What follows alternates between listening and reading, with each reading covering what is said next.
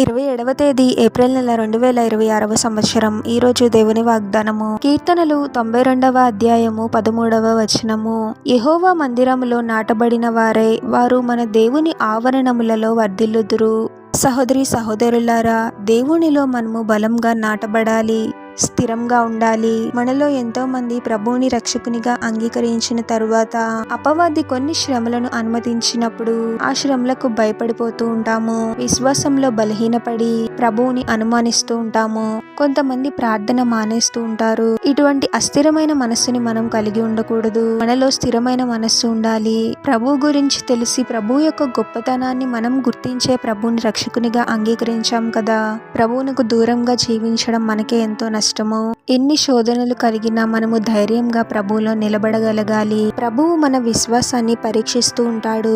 అటువంటి సమయాలలోనే మన నిజమైన విశ్వాసము బయటపడుతుంది. ప్రతిదినము ప్రార్థన చేస్తూ వాక్యాన్ని ధ్యానిస్తూ విశ్వాసంలో అభివృద్ధి చెందాలి. ఆత్మీయముగా బలపడుతూ ప్రభువులో స్థిరంగా ఉండాలి. ఎవరైతే ఇలా ప్రభువులో స్థిరంగా ఉంటారో వారు అన్ని విషయాలలోనూ వర్ధిల్లుతారు. ప్రభువే వారికి మంచి జ్ఞానమును, బలమును, శాంతి సమాధానాలను అనుగ్రహిస్తాడు. అన్ని రకముల నష్టాల నుండి వారు తప్పించబడతారు.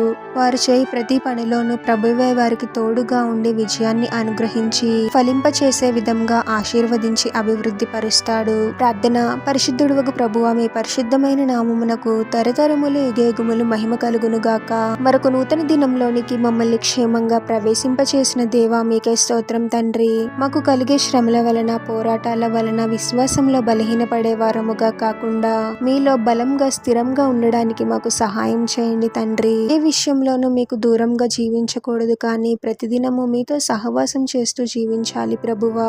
ఆత్మీయముగా మీరే ప్రతిదినము మమ్మల్ని అభివృద్ధి పరచండి తండ్రి. మా జీవితకాలం అంతయు మీకు నమ్మకంగా జీవించాలి ప్రభువా. అటువంటి కృపను అనుగ్రహించండి తండ్రి. మిమ్మల్ని దేవునిగా కలిగిన మేము అన్ని విషయాలలోనూ ఆశీర్వదింపబడుతూ వర్ధిల్లుతూ మా జీవితాల ద్వారా మిమ్మల్ని మహిమపరిచే, గణపరిచే వారముగా మమ్మల్ని దీవించమని, ఈ ప్రార్థనలో ఏకీభవిస్తున్న ప్రతి ఒక్కరిని పేరు పేరున దీవించి ఆశీర్వదించి అభిషేకించమని, వారు చేసే ప్రతి పనిలో మీరే వారికి తోడుగా ఉండి వారిని అన్ని కీడుల నుండి, అపాయముల నుండి మీరే వారిని రక్షించమని ఈ మా మనవులన్నీ యేసుక్రీస్తు వారి పరిశుద్ధ నామంలో అడిగి వేడుకొనుచున్నాము తండ్రి. ఆమేన్.